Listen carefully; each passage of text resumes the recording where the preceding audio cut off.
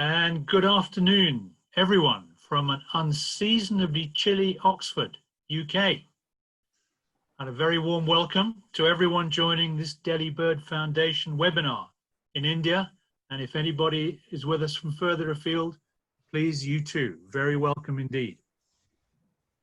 My name's John Beaufoy, and I'm here to introduce this afternoon's guest speaker, Mr. Gehan de Silva, Wijeyeratne. First, let me tell you a little bit about me, my company, and why it's me who's introducing Gehan this afternoon. My publishing imprint, John Beaufoy Publishing, publishes books about birds and natural history, and we specialize in the Indo-Pacific region, from India and Sri Lanka through Southeast Asia to Australia and New Zealand. Many of you may already be familiar with our Naturalist Guide series, which includes Birds of India by Bikram Greville and Garima Bhatia. We've also just published Bikram's 100 best birdwatching sites in India. This was a little bit delayed because of the pandemic, but it is now available in bookshops and online. It would be remiss of me not to mention that both books are distributed in India by Prakash Books, available from your good local bookshop or online from Amazon India. It's as an author that I met this afternoon's speaker, my great friend and colleague, Gehan de Silva. In 2013, we published a book together called Wild Sri Lanka, and this has just been reissued in a revised paperback edition.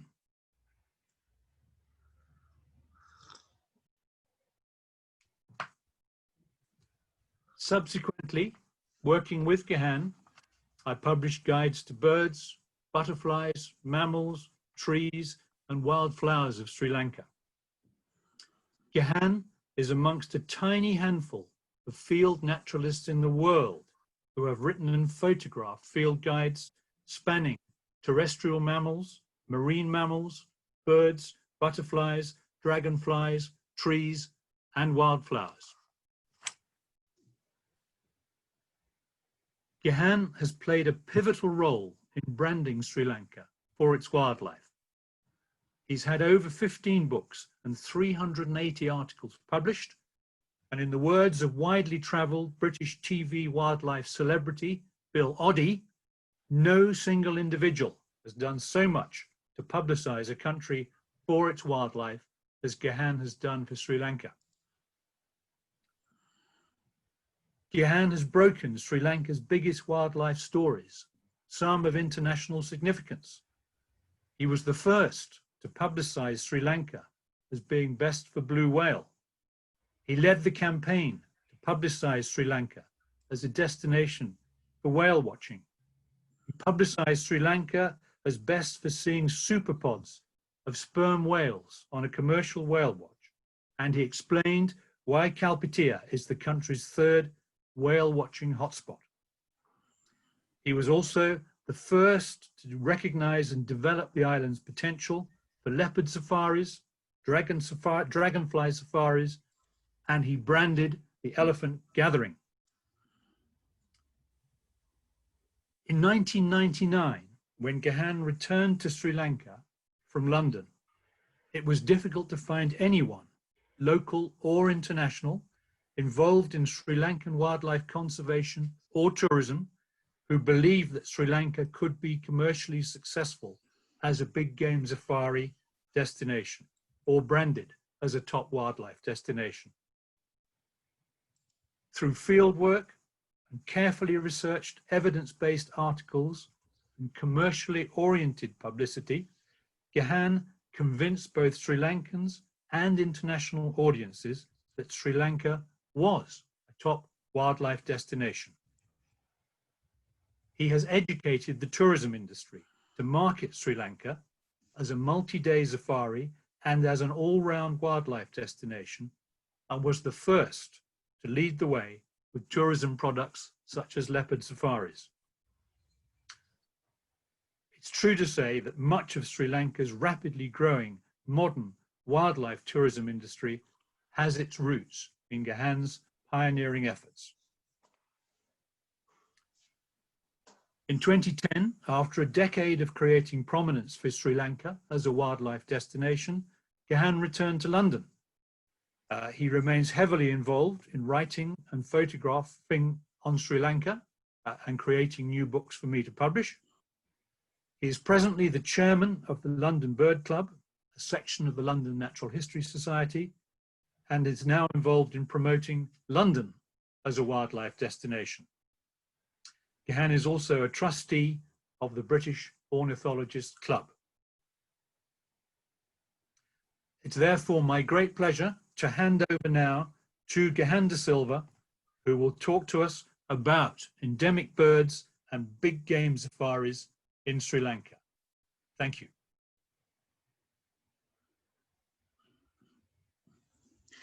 Thank you very much, John, for those kind words. I will just start with sharing my screen.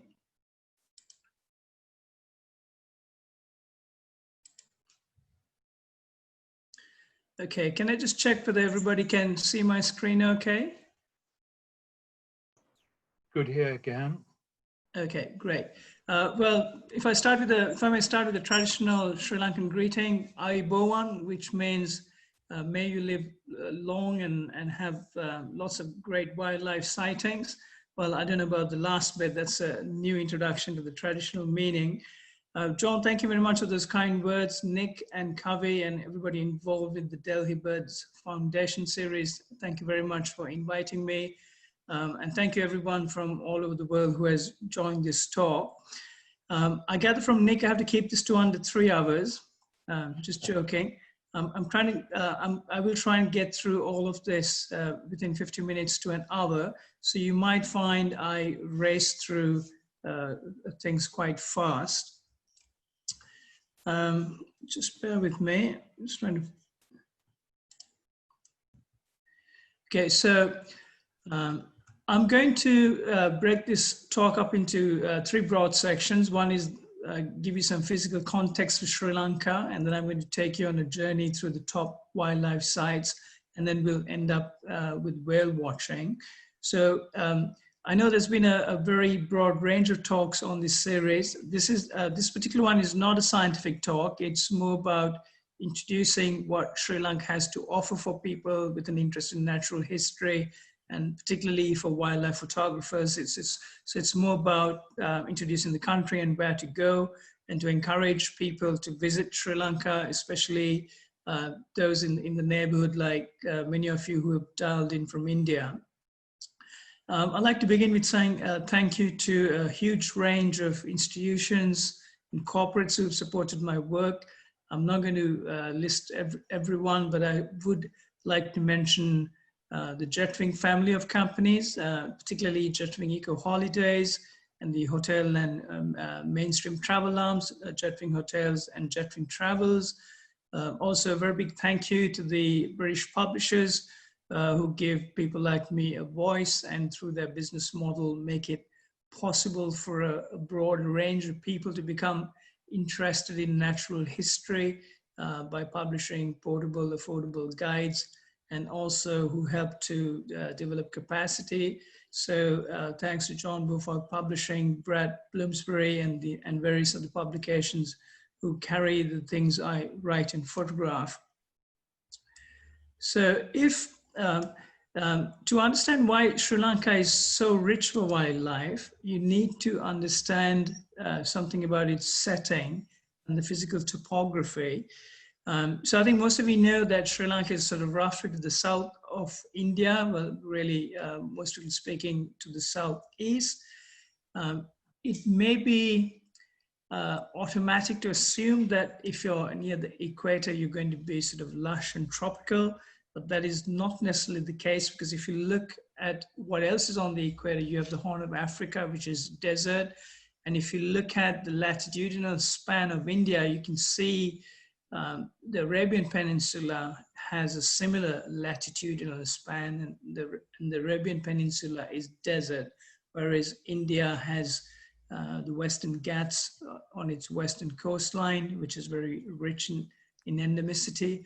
And that's because there are planetary scale factors like monsoons and mountains, which determine whether you are rich and lush or whether you're dry and desert.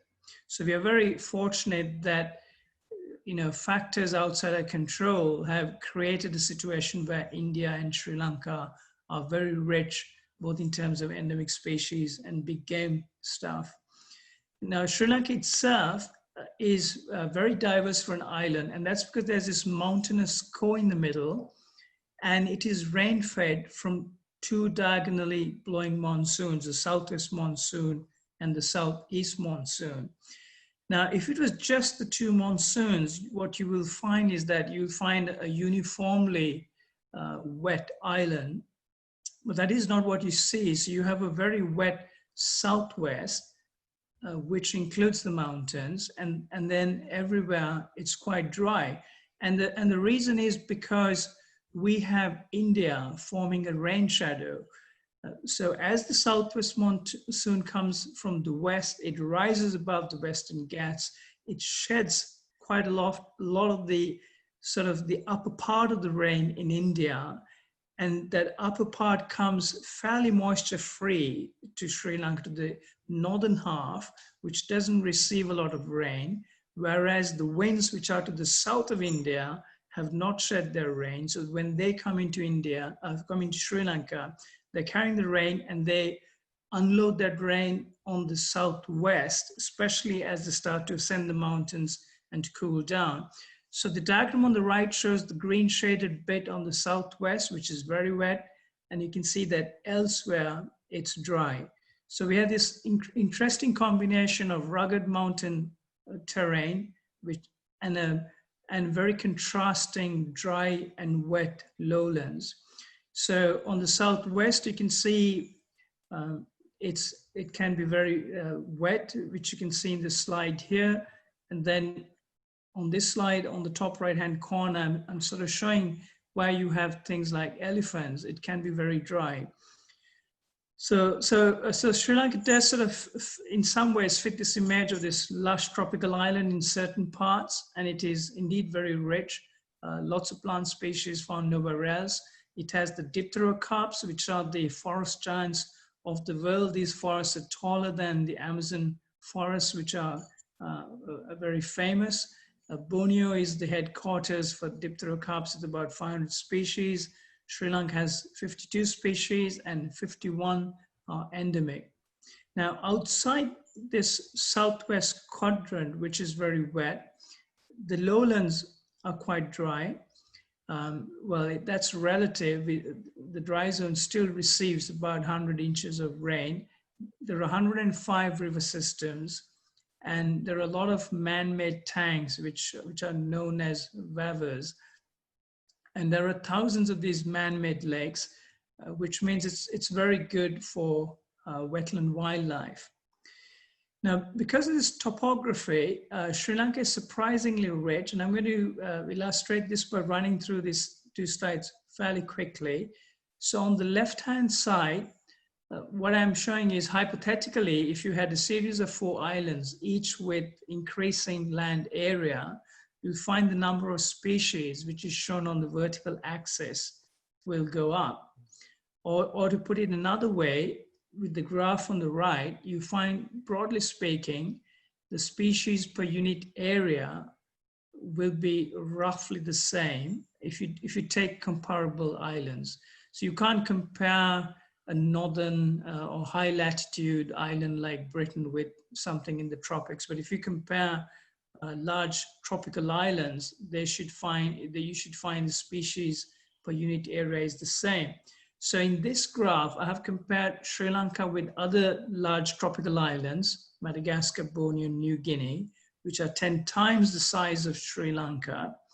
And you would expect at best Sri Lanka would have roughly the same kind of species per unit area for different groups like birds, reptiles, freshwater fish, dragonflies, etc. But what Sri Lanka has is actually shown by the the red bar, and as you can see, it is surprisingly high. It's much richer than you would expect just from this species area relationship. And that's because of a number of factors. So you have the physical factors, and then you have evolutionary factors, and then you have sort of human or man-made factors which make the country very rich.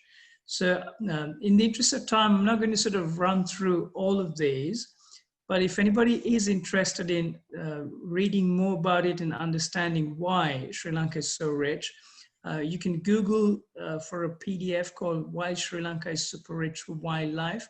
And there's a 24-page PDF that goes into more details and explains why. As a sort of complete package for watching wildlife or photographing wildlife, Sri Lanka is probably unsurpassed. And here I've listed a few things that naturalists will look for and natural history photographers. So things like big game, rainforests, whale watching, skill guides, tourism infrastructure. Now for each of these, I would say even I could very easily point out a number of other countries that may be better for each of these. So certainly, you know, people in India can come and tell me you've got more species or you've got more extensive rainforests, and so on. And the people in the USA will come and say they're better for whale watching. But if you're trying to have this complete package, it's very difficult to find a country that is so compact and that allows you to do so much. So I've had days where I've left in the morning and I've told my wife I'll be back sort of for a very late lunch. We've left Colombo in the morning, the capital city. We've gone whale watching. We've seen blue whales. We've come back. Then we've gone into some lowland rainforest. And then on the way back, we've sort of dropped in at some lowland wetland reserves as well. And we've seen a ton of wildlife.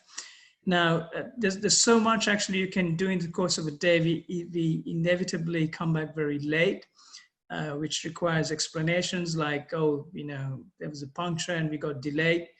Now, just to be clear, I don't think anybody should lie to their wife, which is why any such explanations, I get my friends to speak to my wife and explain any reasons of being delayed. Okay, now let's just move on to where you can go watching wildlife.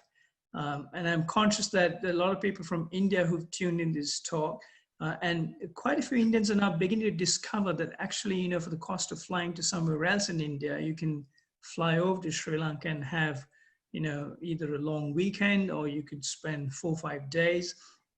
And if you're after the endemic wildlife, you can quite easily in 5 days cover the key sites, or you might just come in for a sort of a beach kind of holiday combined with whale watching. So you can fly into Colombo and within an hour and a half, you'll be in the south, in places like Galle, which have a very broad range of nice hotels. You can go whale watching. You can visit, there are 3 or 4 rainforests close to Galle, which you can visit. And then you can go back to Colombo and fly out. So it's quite a compact destination. Now, if you're after the endemics, you might start with Colombo if that's where you fly in. And from Colombo, you have the Bodhanagala rainforest, which is an easy half-day option. And the key sites would be Singaraja, Kitulgala, and Horton Plains. Singaraja in the wet lowlands, Kitulgala is an altitudinally graded forest which merges with the montane forest. And then when you go up in the mountains, you have Horton Plains. Now, Bodhanagala is surprisingly rich, given that with the improving roads, if you leave early morning, you know, I've sometimes got there within an hour. There are people who drive faster, who do it in less time. The roads to Singaraja rainforest have also improved, and you see some images from there on the right. You can get there between 3 to 4 hours if you avoid the traffic. And I often do day trips to Singaraja because it's worth going, you know, even if it's to spend 4 or 5 hours, there's always so much to see. The other side people take in, as I mentioned, is Kitulgala, and you sort of cross the river in these sort of dugout canoes. It can be a sort of a tense experience if you choose to cross this way rather than by taking one of the bridges which are further up. But most birders seem to manage to sort of balance themselves and their equipment, and you get across. And the stature of the forest is somewhere between the lowlands and the highlands, and it's very good for most of the endemics, except for the sort of extreme sort of montane endemics. And for the montane endemics, you would go to Horton Plains National Park, which is beautiful cloud forest or elfin forest. It's sort of nice and cool up there, and sometimes can drop to sub-zero. But you will probably start your trip in Colombo. People from India like Colombo because it's not sort of crazy mad like the big Indian cities. It sort of seems, the pace is a notch or two less frantic. It's actually amazingly good for fishing cat. And some people are dubbing it sort of the fishing cat capital of the world. And it's got a number of wetlands which have over the last 5 to 10 years been developed. And you could easily spend an entire day in one of these wetlands, and you could very easily have a weekend where you're shuttling between the 3 wetlands. And these are very much sort of in the hub, and Diasaru and Badagana are, as the crow flies, within 1 kilometer or 2 of the parliament. So there's very good road access, and from most hotels, you get there between 15 minutes to 30 minutes. Again, if you sort of avoid the school rush. A little further away, but not that much further away, again, sort of half an hour's drive from most city hotels, you have this fantastic Talangama wetland, which is sort of a public area. There are sort of roads which you drive through to houses, but it is teeming with wildlife, and you can see things like purple swamp hen engaging in fights, and there are easily over 100 species of birds you can see there. In one morning, I have seen over 70 species. And Colombo itself is quite interesting because it is quite a green city, and you start to see your first endemics, so you suddenly will hear them. Things like the Ceylon small barber. This one was photographed from my house in Colombo. Then you have things like the Ceylon redback woodpecker, which has been a bit of a taxonomic puzzle, but the latest taxonomy is that this species is an endemic. It's quite widespread in Sri Lanka, absent only from the very dry north. And you could be shopping in Colombo and you might hear a woodpecker call and look up and see this endemic bird. The Ceylon swallow is another endemic, superficially similar to the widespread red drum swallow and similar to the Indian red drum swallow. But this bird has very distinctive vocalizations, and it's an endemic. And if you go to a place like Talangama, where you have open paddy fields where it can collect mud for the nest, you will see. And also sometimes coming into the center of town using the various canals and irrigation ditches that you find running through Colombo are animals like the water monitor, but other animals like porcupine and fishing cat also find their way into the town centers. And the water monitors, it's a huge lizard. It's only the Komodo dragon is bigger than this lizard. And it's just incredible to see such large animals in a city center. Colombo's wetlands are also good for butterflies and dragonflies year round. And as I mentioned, I can go to one of these wetlands and I could spend the whole day and not run out of things to photograph. Just to make it easy for myself, I wrote this book published by John Wilfoy to the common butterflies and dragonflies. And if there isn't a book that tells me what a species is, then I have found in the past I've had to write the book. And if it works for me, it works for other people. So, and now it's in its second edition. And these are, all these images you're seeing here are images I have photographed in Colombo's wetlands, including, surprisingly, the endemic purple-faced leaf monkey, which you see quite easily in Talanguma. So it really is astonishing that a city center could be so rich. Now, if you're on a birding tour after Colombo, or maybe even straight from the airport, you might go to Kitulgala in the sort of mid elevations, and then you will move on to Singharaj, or you might do it the other way around, depending on how your tour operator has planned the journey. And Singharaj is a very special place. Half the trees you see are endemic. So, you know, without even knowing the name of the species, you can, if you can walk in and you can say, you can confidently say you've seen endemic trees, because half of them will be endemic. And as I mentioned, these are the forest giants of the world, the dipterocarps. They go straight bowls. And there was a time when the Malaysian economy was actually founded on harvesting the dipterocarps before they found oil. So commercially, they're very important.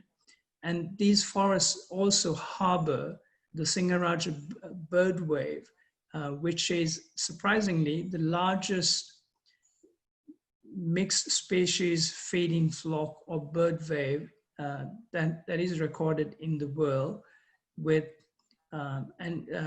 59 species having been recorded participating in these flocks. The average number of species is 12, and the average flock size is 41. There's a group in Sri Lanka, which some of you are familiar with, called the Field Ornithologist Group of Sri Lanka, which was led for many years by Professor Sarat Kotagama. And a lot of the papers that he and his researchers have published have appeared in Folktale, which is the Journal of the Oriental Bird Club. If you're not a OBC member, I would recommend it, because their bulletin and the Folktale carry a lot of very useful material on Oriental ornithology, and they now have an online subscription for people from the Indian subcontinent or from the Asian region to subscribe at very inexpensive rates. Now in Singaraja, if you're birding there, one of the birds you're going to hear a lot early morning is spot-winged thrush.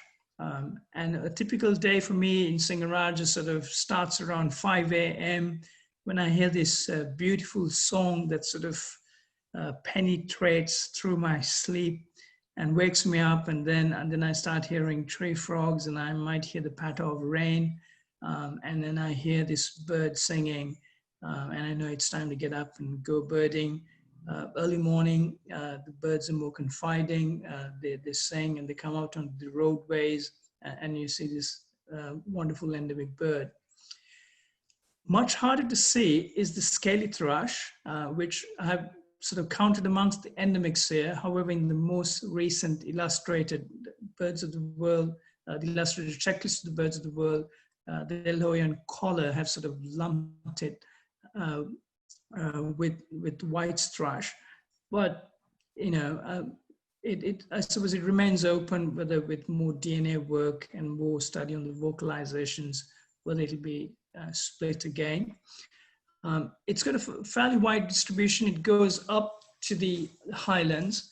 There was a time when it was thought that it only sang in the morning, and I remember being up in Horton Plains one evening, and we couldn't see anything because the mist had drifted in. It was all gray and cold, and you know, there's a certain charm to the highlands when it's like that. And when you can't see anything, then you know, you use your other physical senses. You start listening, and we had this beautiful song sort of drifting in from the valley, and it turned out it was a scaly thrush, and perhaps the first time it had been recorded singing in the evening. A favorite with birders is the Ceylon blue magpie, and if you stay at Martin's Simple Lodge, this is a bird that's now got habituated, and it sort of flies in. It's hard to believe that the colors are natural because it's so vividly colored. And the bird you're going to hear most often is the Ceylon rufous babbler, which is the core of the mixed feeding flocks or the bird waves. They're very noisy and they keep up a constant chatter. And if you want to see a lot of endemics, you listen out for this bird. And when you find it, if it's formed a feeding flock, then you start to see other birds. And other birds include things like the ashy-headed laughing thrush, which tends to sort of skulk in the undergrowth. And if it weren't for its call, you might sort of overlook it altogether. But having said that, in the last 30 years I've been visiting Singaraja, I do find that they are becoming a bit habituated in that occasionally, they will show themselves. This is not something that would happen 30 years ago. Another babbler, and this is a scimitar babbler. The scimitar babblers are in their own family, and an absolutely wonderful singer. It's got this lovely bubbling calls, and if you're whether you're in the rainforest or in the hills, you hear this lovely bubbling call sort of echoing around you. And the male sings, and then the female always gets the last word. She sort of adds a little crick at the end of the call. So they actually sing a duet. And I've seen white drum shamas doing this as well. So the cuckoos are part of the cuckoos, and we'll show a slide soon to show how diverse the cuckoos are. The green-billed cuckoo is quite a threatened bird because it's only known from a few sites, Bodhinagala surprisingly being one, although it's a small patch. Singaraja is the best place to see it. And the first time it was documented was actually when Martin Vijay Singh, who runs this little lodge in Singaraja, wrote something about its nesting behavior, and I translated it into English, and it was the first time Sri Lankan actually had a paper in folktale. And this is showing the cuckoos generally, and you can see how diverse they are. So you have things like the greater cuckoo or crow pheasant, which some of you, well, many of you from India will be familiar with. And on the bottom left, you have the Circia malkoha, which is a very unusual malkoha because rather than frequenting the canopy, it sort of does a road runner number.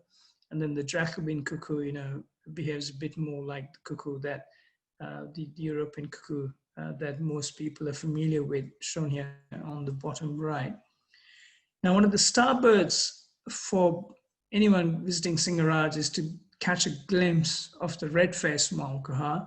It's a bird of the canopy. It's very furtive, and there's something about the thrill of the chase of finally catching a glimpse of this bird as it sort of runs along the canopy or makes an occasional break from one side of the forest canopy across a path to the other. This bird is actually best seen in the tall lowland rainforests of Singaraja, but you do get it in the dry zone as well. The rainforest is also a good place to see some of the small mammals. You do have leopards in Singaraja, but they're hard to see. So on the top left, you have the dusky squirrel, which the Handbook of the Mammals of the World doesn't recognize it as an endemic, although there was a paper based on molecular studies that suggest it is one. Then you have the flame-striped squirrel on the top right, which is endemic. And then you see the large squirrel quite easily. And you also have the slender loris. And Sri Lanka has one which is endemic, which is the red slender loris. It's also a good place to see things like the kangaroo lizard and the hump-nosed lizard. Sri Lanka has something like 23 agamic lizards, and all but one are endemic, again illustrating how rich it is for wildlife. As you're traveling to the mountains, so there's obviously a marked change in the terrain. The cloud forest becomes stunted, the classic elfin forest. And if you go up to Horton Plains in the distance, you can see Adams Peak, which is sacred to Buddhists, and the Muslims and the Christians all equally making a claim to it with some religious significance or the other. And these forests are quite wet. They harvest a lot of the horizontal precipitation from the mist, and you find they're sort of clad in lichens and mosses. And here you have the purple-faced leaf monkey again, but a subspecies, which is with a very dense coat. And this shows that speciation is taking place because of physical factors. This is evolving over time into a different species. You also have the samba. Just bear with me one moment. I just noticed that I've got transitions going on. I'm just going to try and see if I can kill that.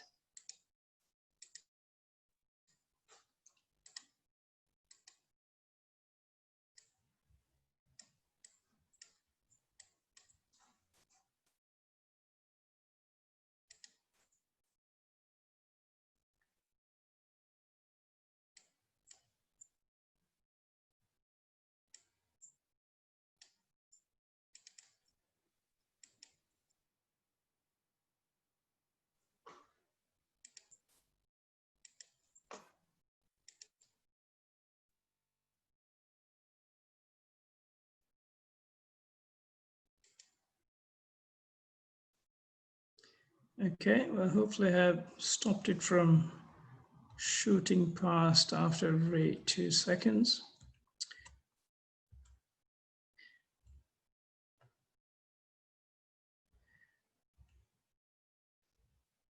Okay, so in the mountains, you also have endemic agamic lizards like the black-lipped lizard, which you see here.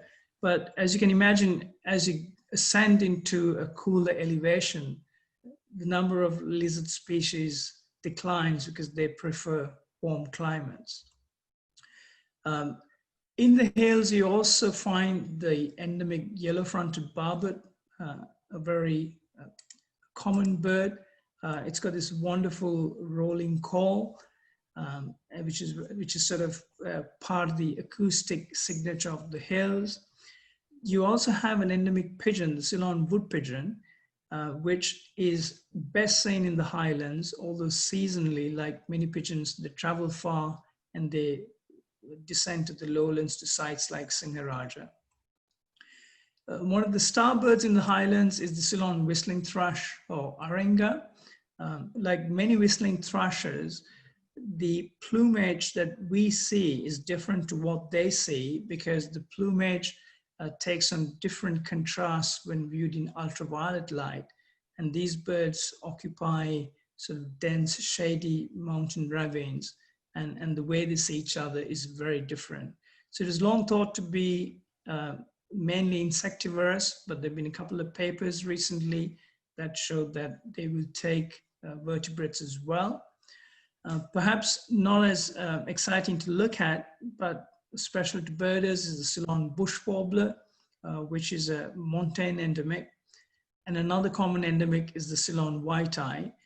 Now there are two white-eyes in Sri Lanka, and you might think that the oriental white-eye sort of moved up in the highlands and speciated into the Ceylon white-eye, but work by Dr. Padmanabh Samaravira and his students have shown that actually the two white-eyes came from two different mainland colonizations. Another bird you will often hear and see is the endemic dusky blue flycatcher. And once you leave the mountains, your tour might bring you down in the dry southeast. A place like Yala National Park is very popular, one of the best places in the world for seeing leopards. Leopard safaris really began sort of around 2001 and 2002. And now I think the issue we have is that if at all, Yala has too many visitors, but you can implement things like zoning that will manage the visitor traffic. But that's outside the scope of this talk. But because it's a top cat, it's very relaxed. So it doesn't have to worry about things like tigers that would kill it. And only the crocodile is a potential predator when the leopard's going to drink. And as a result, you get some very close views during the day. And there are some fantastic opportunities for leopard photography, and things like these backlit shots or with them playing. It's the opportunities you have for seeing a range of behavior is really good.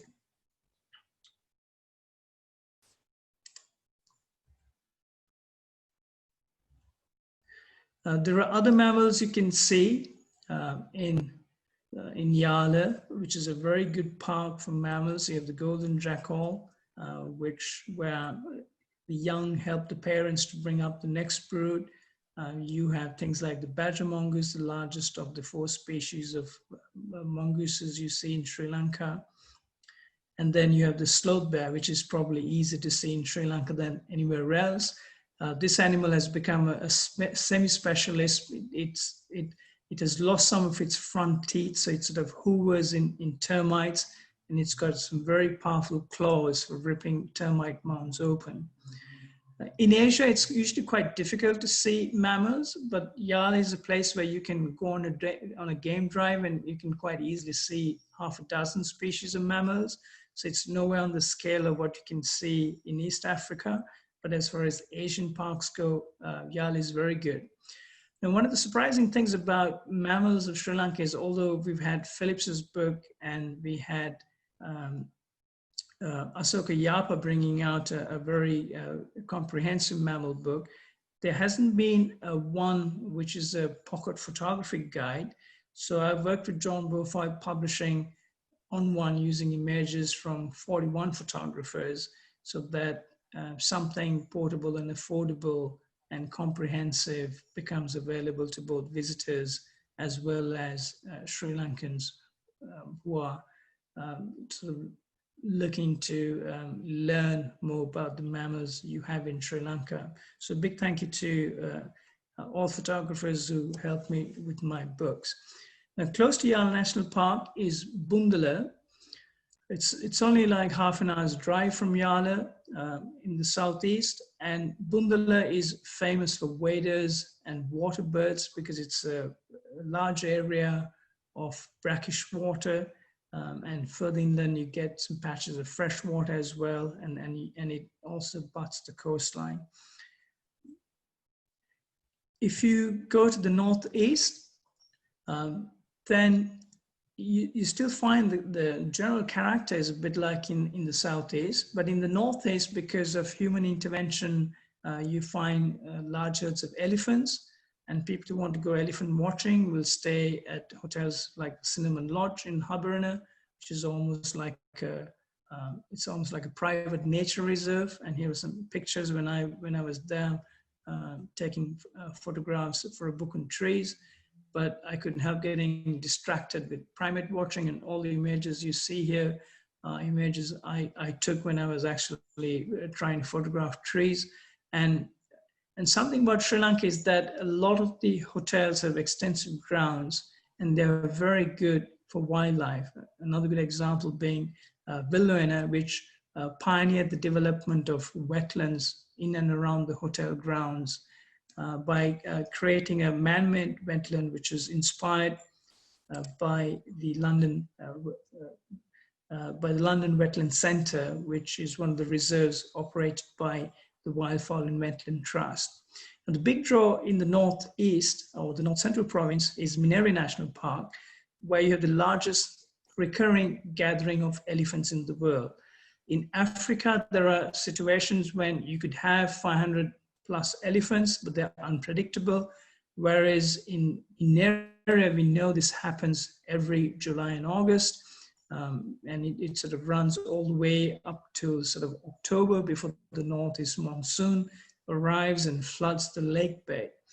And it probably is one of the best places in the world to get close to wild elephants, to see large numbers. Sometimes you have over 100 in view at the same time, and you get close to families, and you can observe a lot of wonderful interaction and photograph them in a variety of ways, from clean wash to muddy, and you see large bulls coming in search of mates, and there's a lot of jostling. There's a lot of activity taking place, which is great for people who like to photograph behavior. And you can bird watch at the same time because it's a good wetland site as well, and it's got tall forest. From the northeast, if you shift towards the northwest, now you're looking north of Colombo, you have Wilpato National Park, which is technically the biggest national park, although the Yala Protected Area Complex, 1,500 square kilometers, is bigger, but that encompasses more than one national park and more than one reserve.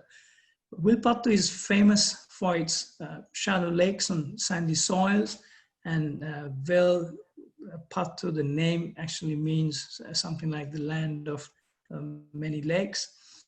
There are also a number of small lodges near the park, and here's one example, the backwaters in Eluankulam. They've been great supporters of my work, and I was there a couple of years ago photographing trees, but it was such a wonderful site that I didn't even go to Wilpato, which was half an hour away and has leopards, because A, I was focused on my tree book, and B, who needs to go to a national park when you have all of these on the hotel grounds? So all of these images were what I actually photographed on the hotel grounds while I was ostensibly there to photograph trees. And this is the tree book I did. Again, I was trying to produce something where people who are not very good at trees can have a photographic guide that sort of shows them what the flower looks like, what the leaf looks like, what does the bark look like, and if possible, what does the whole tree look like. And you will find that when you get into trees, the dry zone is actually dominated by a few trees, and the bahunia is something you will see in India as well, and there are ornamental varieties found in Europe. And after a while, you find that actually, if you know 20 to 30 trees, you get a good sense of what the flora in a particular national park is. It's a bit harder, of course, in places like Singaraja, where you have hundreds of trees, and they are sort of quite thinly distributed, although certain dipterocarp stands can be dominated by a few species. Now, for those of you who have joined from Britain, the muntjac may not be a big deal, but this is the Indian muntjac, not the Reeves' muntjac or Chinese muntjac, which is naturalized in Britain and is seen all over. This is quite a widespread deer in Sri Lanka, but because it's hunted illegally, it's quite shy other than in Wilpato. And in Wilpato, its biggest worry are the leopards, which you'll find a muntjac or a spotted deer quite tasty. Wilpato is very famous for its leopards. It's easy to see them in Yala, but in Wilpato, because the visitation is lower, you may have them for a longer time. Now, not too far from Wilpato is Manna and Manna Island, which connects up with India. And if you travel further north, you come to what is a sort of a birder's paradise, because it's teeming with shorebirds, and it's part of the route that migrants fly into Sri Lanka. So with Sri Lankan birders, they love this place because it's chock-a-block with rarities, and it's also got birds that you won't see further south. So if you want to see things like long-tailed shrike and collared dove, you don't get them in the southern half of the country. So you've got to go to the north. And when you go to these places, you find it's full of waders. And the development of Palmyra House by a group of people who are quite interested in birding has been a game changer, because now you can have all the comforts of a good place, as well as being the company of people who know their wildlife and will tell you where to go. And gull watching is a particular favorite. So on the top, you have the Higgins gull, which makes a 6,500 kilometer journey from Arctic Russia. And then below, I've shown brown-headed gull. And at the very bottom, I'm showing different plumage variations of the Higgins gull, which is a 4-year gull. It takes 4 years to reach its adult plumage. And birders love gulls as much as they like waders. Vankale Triangle is on the mainland, abutting the island, and it's internationally important for the amount of wintering waterfowl. And the Adams Bridge Islands are where certain species like sooty tern, roseate tern, and brown noddy breed, and those are the only places in Sri Lanka that these birds breed. You need special permission now to go onto the islands, which is not a bad thing because they were probably at risk of being disturbed by people collecting eggs. The fishermen would collect eggs for consumption, and sometimes you'd find tourists who didn't really understand the need to respect wildlife walking up to them and disturbing the breeding birds. The East Coast has been opening up, and on my last visit, I stayed at Jetwing Surf near Arugam Bay, and they took me on a river safari on the River Urani. We also visited Kumara National Park or Yala East National Park. We also visited a couple of the other blocks of Yala National Park, which are best accessed from the east. We also went to Lahugala National Park, which is very special because it's intermediate forest. It's got tall trees, and it's probably the best place outside Singaraja to see birds like the red-faced malkoha. So effectively, in the last 5 years or so, what you find is that the whole island has developed as a great place for wildlife tourism with good access and good accommodation. We now move on to the whale watering. Let me just check what the time is. Okay, so it's 1:23. I'll try and get through this in the next 10 minutes or so. So in May 2008, I broke the story that Sri Lanka is best with blue whale, and I publicized that from Mirissa. There are 3 key sites in Sri Lanka: Kalpita Peninsula, which is north of Colombo, Mirissa in the south, and Trincomalee in the northeast. In all 3 sites, the continental shelf pinches in, which means it's very easy to get to the deep water. And also there's a mixing of currents, which creates fantastic conditions for marine life. So whale watching is very easy because in as little as 15 to 30 minutes, you could be seeing whales from either of these 3 sites. But just to manage expectations, sometimes it can take longer. I'm not going to dwell on this slide. This is something based on 941 data points where I demonstrated that the encounter rate for seeing a blue whale varies from 80% onwards. And something, in some months it can be as high as 90%. It's also very easy to see some fantastic behavior. So here, this is a location where we had blue whales engaging in what's called flank formation, which we think is a kind of a courtship behavior. And you can have days where you could have maybe 10, 15 different blue whales being seen. And a few years ago, I took the famous novelist Germaine Greer with the lighthouse naturalist Anuma Alagiavadu on a whale watching trip, and a large part of sperm whales swam past. At that time, I didn't realize it, but later on, I publicized that Sri Lanka is your best chance of seeing a superpod of sperm whales. And here's an example of an actual trip, what you might see. So you might start at somewhere like the lighthouse and have a look at the sightings boat to see what you can see. And then when you go out, when you leave Mirissa, you see all these fishing boats going out, which itself is a strong indication that it's very rich in marine life. And you might encounter a pod of spinner dolphins. Sometimes there could be 500 of them. I have encountered a pod of Kalpite, which had about 2,000. Now, all these pictures you're seeing were just taken one morning, just to illustrate what you can actually see. So I saw spinners bow riding and spinning in front of fishing boats. And then we saw what we were hoping to see, which is a blue whale spout, which is 3 stories high. And on a good day, you can see it from quite a distance. And then the blue whales are actually quite used to the presence of vessels. They sometimes come up to you if you kill the engine and wait. They're much further away than you might think by looking at this picture, because it's hard to gauge distances and the land looks quite close.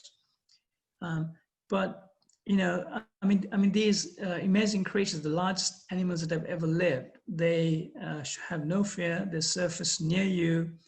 Sometimes they spend some time near you. I've had blue whales spending 45 minutes next to the boat, and I've seen sometimes a string of boats watching a blue whale for half an hour more. And sometimes while you're watching blue whales, sperm whales, if you're lucky, may go past you as well. However, all is not well, and this shows the shipping lanes. Some of the busiest shipping lanes in the world are south of Sri Lanka, and the red dots are showing where the fishing boats are. And there are collisions between fishing boats and ships, which kill fishermen. They also kill whales. And the picture below shows how a whale watching boat has got very dangerously close to one of these ocean juggernauts. So I referenced an article where I sort of said, you know, rather than arguing that the shipping lanes need to be moved further south to protect whales, it's better to talk about protecting people, because it's dangerous for shipping and it's dangerous for the fishing fleet to have the shipping lanes so close. And Susana Calderon and her colleagues have written one or more papers where they argue that if you move the shipping lanes 15 nautical miles further south, you reduce the incidence of ship strikes with whales significantly, something like 90% or more. So I'll leave it as a message. The environmentalists talk about making it safer for shipping and for saving human lives when you talk about the need to move the shipping lanes further south. The other hotspot is the Kalpitiya Peninsula. It's a sort of thin finger-like excrusion of land north of Colombo. It's been developed for tourism, and Barif in Kalpitiya was the pioneer of dolphin watching, because the Martinstein family, they had a background in boat building as well. They started taking people out to show them the dolphins. I went out with them and I looked for whales, and I explained why Kalpitiya is so good for whales, because the 400-meter depth line is quite close, about 15 minutes away, and sperm whales patrol up and down. And because it's so good for whales, it means there's a lot of food. And that's also why you have things like Persian shearwater, which is considered very rare, being seen in good numbers, and brown noddy and other things. And after I sort of wrote these articles, when I met Praveen Jay at the Indian bird fed to Pradesh, he told me that having read my articles, that inspired him and other Indians to go out to look for pelagic birds from India, and they have been having some fantastic sightings. So sperm whales are quite regular at Kalpitiya, difficult to predict exactly when they'll be there, but some of the largest superpods of sperm whales you can see in the world happen in Kalpitiya. Unpredictable, but it's your best chance of encountering a superpod. And some of these superpods can have 150 sperm whales. Compare that with Kaikoura, where you're usually seeing 1 or 2 individuals, or you go to the Azores and you might see a pod of maybe 8 individuals. And these sperm whales, again, are used to fishing boats, and they're quite curious. Anecdotally, I find if you've got children on the boat, they are even more curious. So I had my 2 daughters and my wife on the boat. They were quite young. This sperm whale swims right up to the boat. You can see, you know, how close it is now. And then it sort of, you know, profiles us using sonar. And then it dives away just a few feet away, and I've had to hold my camera up even to sort of get the nearest point of focus. And Trincomalee is the other place. And again, I use my time-honored technique of getting sperm whales to come up to me. I took my children on the boat, and this female just sort of breached We heard it first. It was like a thunderclap. I've never heard anything so loud, and it turns out it was a female breaching. And the females do this when males arrive. And they also engage in this thing called scrumming, where they all sort of get together and have a little tussle. And we stayed at a distance, and they just got closer and closer to us. They were curious. They were looking at the children, you know, profiling us using the sonar. And then they just sort of played. And this picture, you know, the sperm whale rose up, and my youngest daughter took this picture. I didn't even know that there was a sperm whale on the other side of the boat that close. And you can see how close they are, you know, and they're just confiding, they're playful, they're amazing animals. And I told this story to Mike Burkhead Associates, as I've told the story to many film crews, and they managed to capture a superpod underwater, and you can see there's a number of sperm whales all in one frame. So that sort of wraps up this massive whirlwind tour all over Sri Lanka, from the oceans to the dry lowlands to the tall lowland rainforest to the cloud forest. I want to once again say a big thank you to all the individuals and the corporate institutions who support the work I do. Big thank you to everyone, because what I do is not possible without everybody's support. And finally, I've got to finish with this question of the day. You need to send your answers to the delhibirdfoundation.org/contest. And the question is, which is the only site in the world where over 1 million shorebirds have been counted in the field of view from a single counting or vantage point? Okay, so there are many places in the world where you will have 1 million shorebirds, but there's only one place where there's been a reliable count, where from one single counting location, you had over 1 million shorebirds in the field of view. Right, so I've sort of managed to keep it just under an hour, I think, in terms of the time I've taken. I'm going to stop sharing, and I'll hand it back to Nick and Covey. And before I sign off, thank you again to everybody who dialed in. Thank you, Gehan. That was fantastic. Just for all the viewers, we've opened the chat box now for any questions that you might have. So you can just post your questions there, and Gehan will try to answer them. While we have questions coming in, we can just go over a couple of announcements. Let me just share my screen quickly.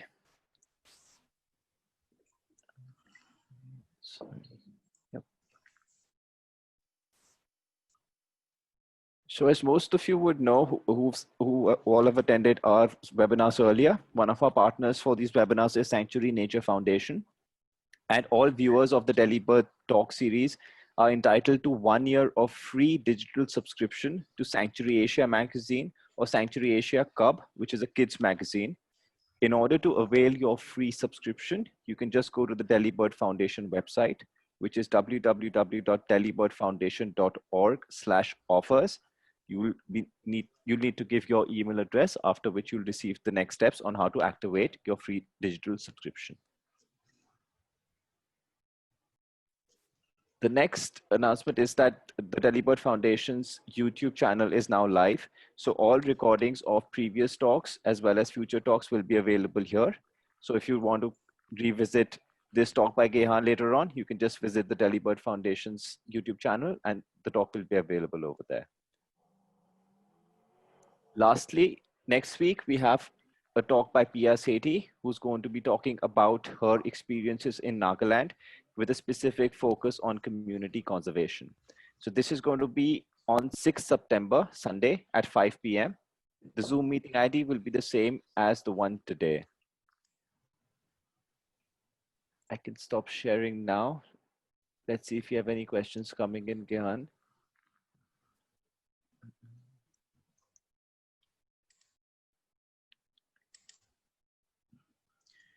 Okay, so I've seen a few questions coming through.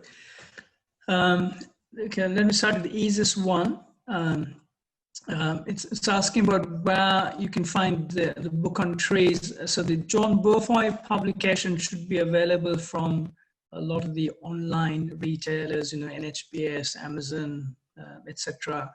And certainly in Sri Lanka, a lot of the better known bookshops have them, but you may have to go to one of the larger bookshops in one of the larger cities to find it. But I've also seen some of the hotel bookshops having it.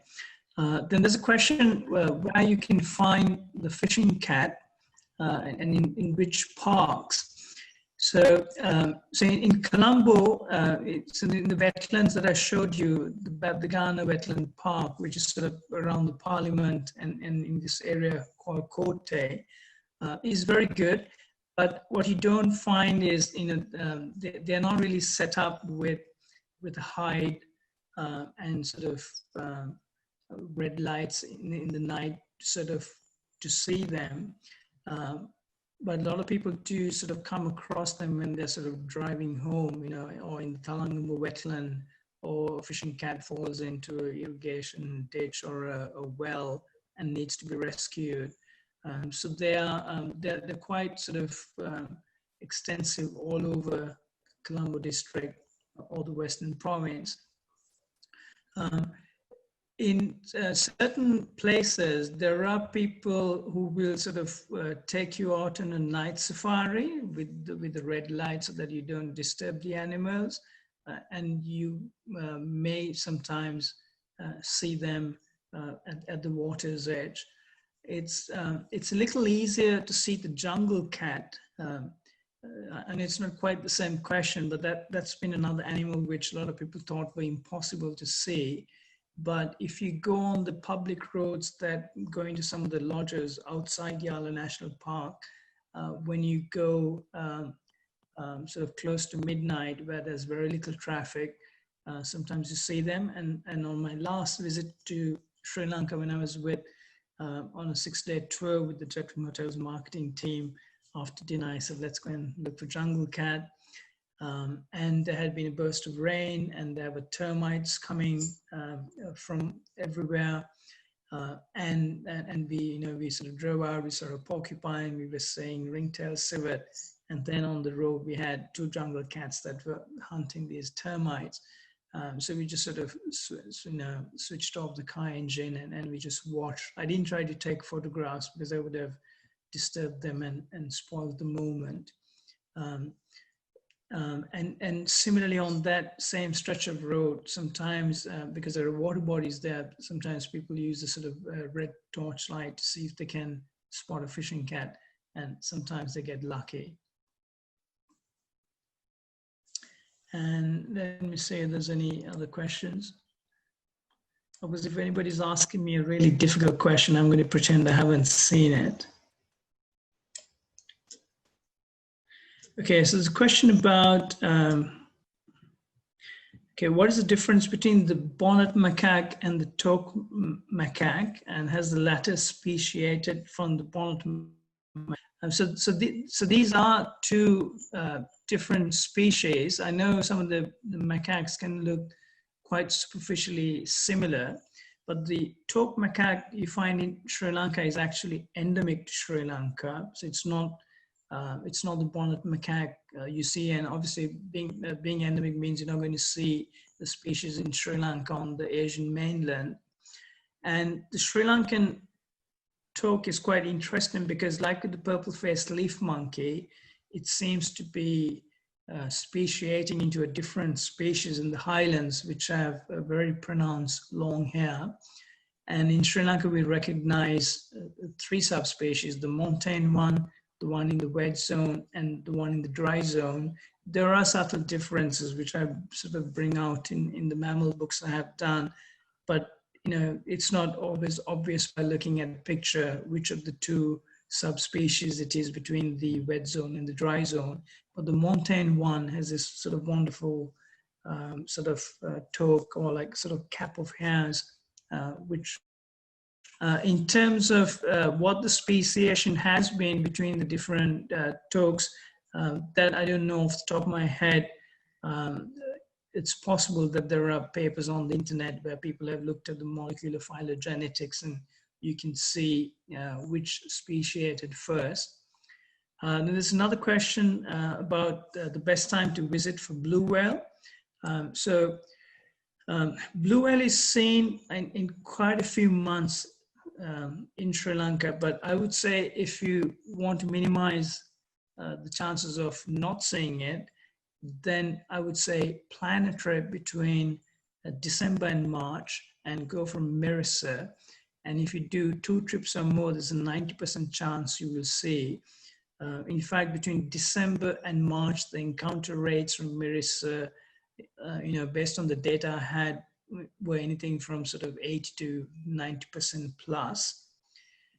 If there's if there are calm seas, people even go out from Mirissa in August, September, and October, and they see blue whales. But you're now taking a chance with the weather because of the southwest monsoon, the seas could be rough. So if you're like flying in from India, I wouldn't fly in between that August to November period, because you may have rough seas for 2 or 3 days at a stretch, and you may not go whale watching. However, during this time, the East Coast is not having rough weather. So I have gone out from Trincomalee in August and seen blue whales. But the best time to see blue whales from Trincomalee is sort of March and the first 2 weeks of April. So if you're having to spend money to come to Sri Lanka to see blue whale, I would say keep November to March as your period, and then go from Mirissa. If you're also interested in pelagic birds, you find that from about mid-April, as the seas start to become rough, you find shearwaters and petrels and all sorts of interesting things are engaged in a movement. But you also find them engaged in a movement around August. So if pelagic birds are your thing, you might want to sort of try and do a sea watch in August, but you may be doing it from land because the seas are too rough to go out. So just bear that in mind. There's a question about who to contact for guided tours of sites of endemic birds. One of the good things about Sri Lanka is that there are a number of companies of different sizes, from one person to many. And I know Nick has said that he doesn't like people plugging one particular company, but one company I should mention, because they've supported my work and I've worked with them for many years, is Jetwing Eco Holidays. But equally, I would like to mention some of the other companies who've been attending the bird fair. So if you come to the bird fair, you would have seen Jetwing Eco Holidays. You would have also seen Cinnamon Trails. You would have seen Walk with Jet. And then Perry Viswalingam, who used to run Bowers, is now running his own company. At the risk of getting the name wrong, I'm not going to mention the company, but you find 6 or 7 companies mentioned in the books I do, which includes Little Adventures, who do tours of birds as well as endemics. Yeah, so any one of my books, you'll find there's a list of anything from 7 to 15 tour operators who are mentioned. Okay, and then there's another question. What would be the best time to see birds, 1-week trip, and which places? So if you're coming for the endemic birds, I would say come in the period November to March, when it is drier. Of course, rain patterns are very unpredictable now, but based on past records, that's the time when things are likely to be dry. And then target places like Bodhanagala, Singaraja, Kitulgala, Horton Plains. However, bear in mind, Sri Lanka is an all-round wildlife destination. And if you're not preoccupied with saying the 33 or 34 endemics, you could come at any time during the year, but just do your trip research to find out, which places are receiving rain. So avoid obviously the southwest during the southwest monsoon, and then go to other parts of the island. And you should have rain-free days, and you'll be able to see wildlife. Okay, let me just scroll through to see if there are any other questions. Okay, so there's a question about something that's been in the press. It's an environmental question. So there's a lot of discussion in the press about a road through Singaraja rainforest. So I'm actually not going to get drawn into the specifics because I don't live in Sri Lanka anymore. I don't really meet the environmentalists, and I don't sort of attend meetings with government officials. So I can't really give you any first-hand information about what is going on, and I don't want to sort of repeat what I'm seeing in the social media and in the press, which, you know, and I don't really know any more than you all do. But let me answer that with a couple of generic points. Firstly, I would say, if you have the time and the energy and the money, please support organizations like the Wildlife and Nature Protection Society of Sri Lanka and the Federation of Environmental Organizations, which are campaigning and lobbying to protect Sri Lanka's special wild places, because, you know, they're the ones who are engaging directly with government officials and campaigning. The second point I would make is something I've been saying for a number of years.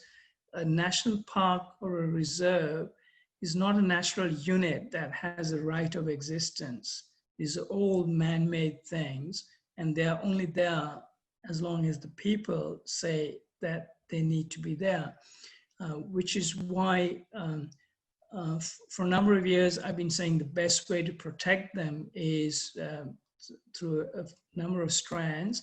And the two strands I focused on are, firstly, to encourage people to take an interest in natural history and to make access to these sites easy.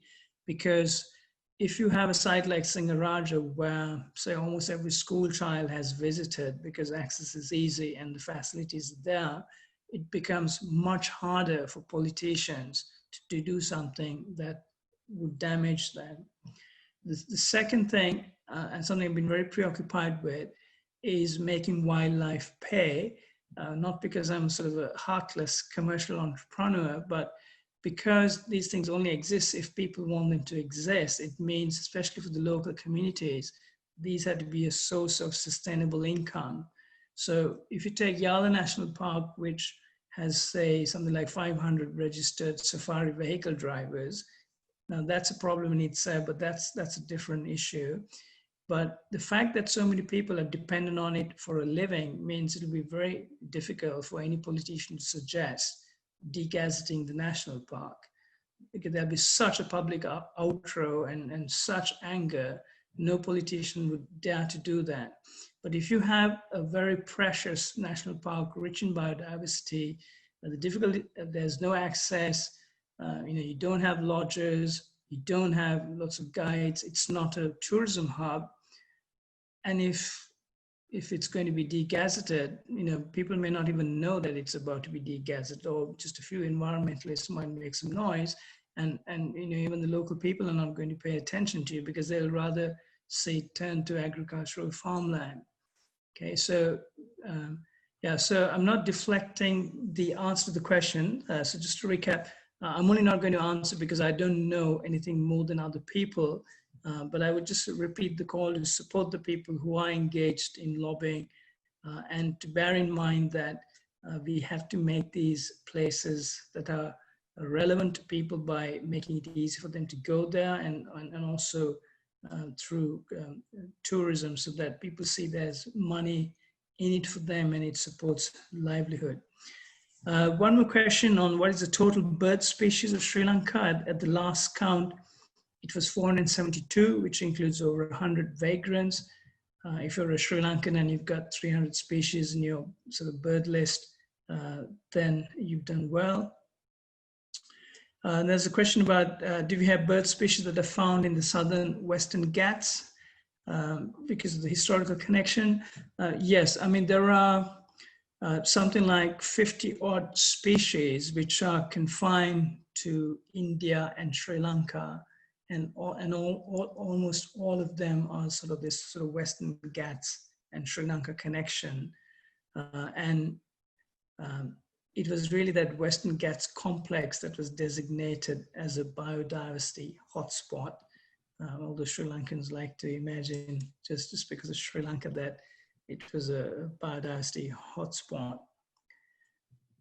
There's a question about the exact number of endemics in Sri Lanka. Well, it'll be 33 if you disregard the Ceylon scaly thrush, and probably the definitive list is the illustrated checklist of the birds of the world by Lynx Editions. 34 if you add the scaly thrush. Scrolling through, ignoring the difficult questions.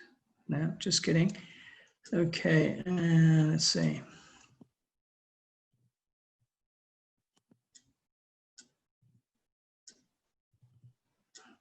There's a question on the monkeys found in Yala National Park. So the ones that you see most easily are the Hanuman langurs, and quite interestingly associating with spotted deer.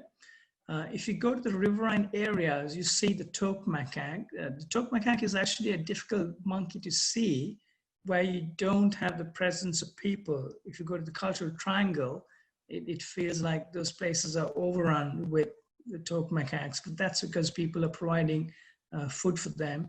The purple-faced leaf monkey is very difficult to see in Yala, and even in Vilpattu, I've seen them very scarcely.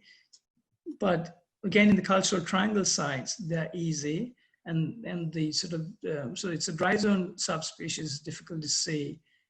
But in man-modified habitats in the wet zone, where you have a lot of jack trees, which provide a lot of food for the monkeys, you can see them. So I think I've gone through the list of questions. Thank you everybody for who has provided, who has tabled questions. I think that's the whole list. Apologies if I have missed anyone whilst I scroll through. So once again from me, a huge thank you for such a large turnout, and thanks again to Kavi and Nikhil for finding the time and energy to administer these talks. Thanks also to Chamali Fernando, who I see from the Friends of Sri Lanka Association in the UK. Thanks very much for sort of publicizing it amongst the UK audience, and it's great to see so many friends from my days out in the field and from tourism and from the London conservation scene and from the publishing world who joined the talk. It's been lovely to see all of you. Nick and Kavi, let me hand it back to you. Thank you, Gehan. That was a really fantastic talk. I think all of us are better equipped when we are now going to plan a trip to Sri Lanka, which is going to be hopefully soon after this pandemic. Thank you everyone for joining us this evening, and we hope to see you again next week for the talk on Nagaland by Pia Sethi. That's it from us. Thank you everyone for joining.